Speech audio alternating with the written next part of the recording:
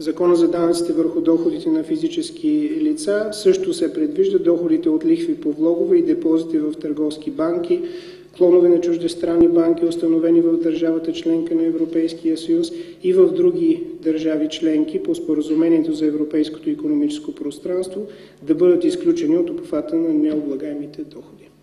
Облагаме лихвите върху доходите. Те лихвите са дохода от депозита.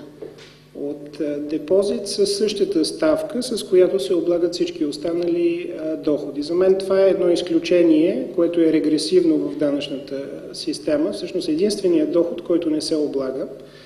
Регресивен е, защото той е доход типично на по-богатите. Кои са хората, които имат по-големи банкови депозити? Това са по-богатите, така че някой, който работи на минимална работна заплата, всъщност плаща данък. Някой, който има голям капиталов доход и си го държи в банка, в момента не плаща такъв доход. България е единствената страна от тази година, която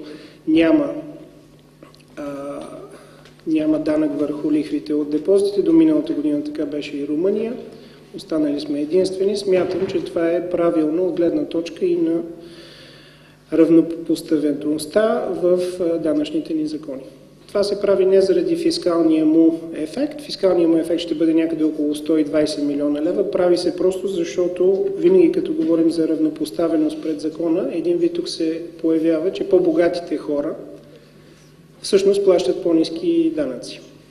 Банковата система има огромен ресурс. Този ресурс всеки месец се увеличава с около половин милиард лева в последните около 3 години.